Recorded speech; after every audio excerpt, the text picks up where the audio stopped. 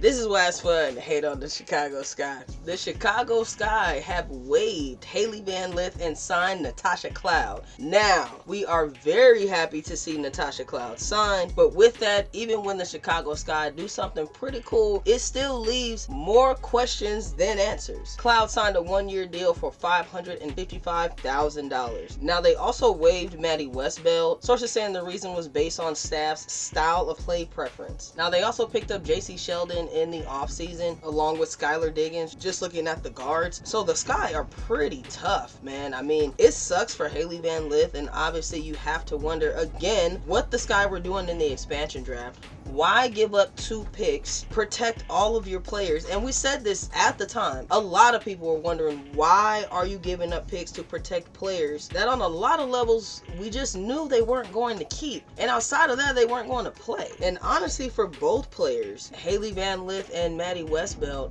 had they been available in the expansion draft, I feel like they'd be pretty valuable on these expansion teams. So that's a little bit of dirty dealing, man. Like, they could be set somewhere knowing they have a good rotation spot or starting minutes on one of those teams. But the move to pick up Cloud is so smart in a couple different areas. Obviously the fans love her. I love to watch her. She's right up there with Dejanay Carrington. She's a great vet to have in your locker room. That type of attitude just in practice alongside Skylar Diggins is just leadership in a bottle without having to involve any of the coaching staff. That's 2 floor generals if you got them playing beside each other. Now, looking at their roster, I am surprised they would keep Rachel Banham over Hailey Van Lith along with Elizabeth Williams. I mean, it's interesting. I know it's the win now thing, but you aren't Vegas. You can't go in with a handful of veterans and just expect to have that win now chemistry, so to speak. You need some young talent on a team, especially a team you're literally just throwing together. Like, you can barely say this team looks good together on paper. They're all great individually, every single one of them. You've already seen Rickea Jackson go crazy in preseason.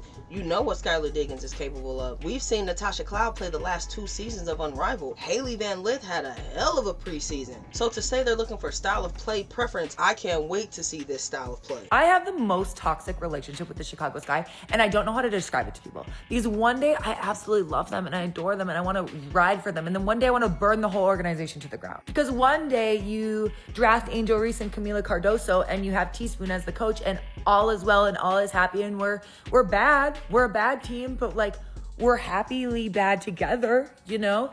And then one day you fire Teaspoon after 1 season and you hire a man, and then you're a dick to Angel Reese in the press and she ends up leaving, and now I want to burn the whole organization into the ground. Okay, but then free agency comes around and you get players that I really, really love. Rickea Jackson, Skylar Diggins, Azari Stevens, JC Sheldon, Dejanay Carrington. You do it. And I'm like, okay, maybe I'll return your call. And for a moment, I'm even team Rachel Banham, right? Like, she is hitting 3s in preseason. She's kind of funny. She makes me laugh. But then she goes and tells the press to be nice to Jeff and Tyler because they're the best people ever. And girl, but I'll overlook it, okay? You know, like, sometimes we just turn a blind eye to it. And I'm like, I can overlook that. But then you waive Hailey Van Lith. And I'm freaking fuming again. But then after Hailey Van Lith, an hour later, you sign Natasha Cloud? Like, truly, I don't think I want to do this anymore. It's just not good for my mental health. I don't want to do this anymore. I'm not even going to guess who their starting 5 is going to be because I'm going to be wrong. I have no idea what their plan is. Do I love watching some of these players? Absolutely. Do I think the Sky are now contenders? Absolutely not. I could see them making the playoffs, though. I think it's a great move overall for the Sky. It's also one of those moves where you're building on 2 to 3 years. Majority of these players are on 1-year contracts. So if they don't win a championship this year, you're pretty much end up with nothing. It's also going to be one of the more fun teams to cheer against, but still.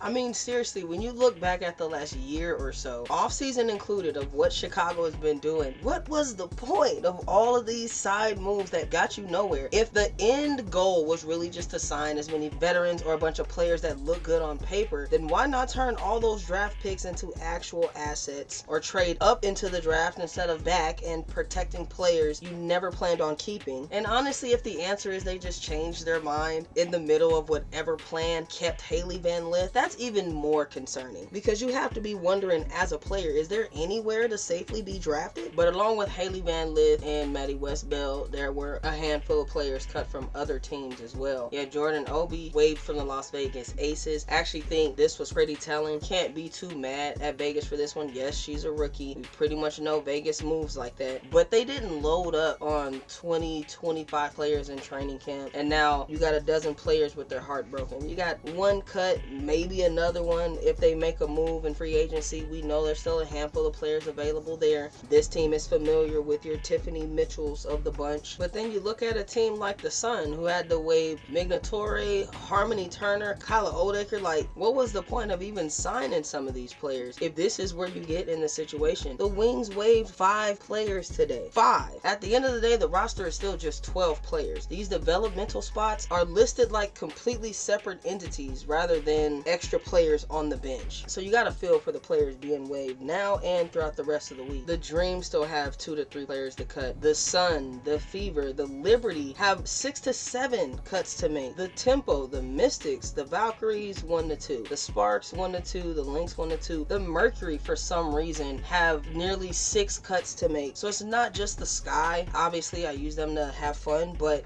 what is really going on if this many talented players can't find a spot in the W? I know there are limited spots, but when you look at some of these benches, what exactly is depth, or what's the depth that they're looking for if Harmony Turner is cut? Back to Marta Suarez being cut, Hailey Van Lith. We're talking lottery picks because I like the deep dives and random facts. Dejanay Carrington's draft is one of my favorite to remember in how odd the W treats the draft, because Dejanay Carrington was drafted 20th overall in that draft, the 2021 draft, and you heard me call it Dejanay Carrington's draft. The #1 pick in that draft was Charlie Collier. It's someone I feel like still didn't get a fair shake. In the lottery, Awak Queer, Ari McDonald, Elania Rupert, Dana Evans was in this draft. Maya Caldwell was drafted super late. This is only 5 years ago. 5 years. And out of 36 players, we're still familiar with like 5 of them. And while that's one of my favorites to reference, it's definitely not the only one. I think just having more eyes, more fans on the league, and especially situations like this right now, are just going to further highlight how bad the scouting and roster management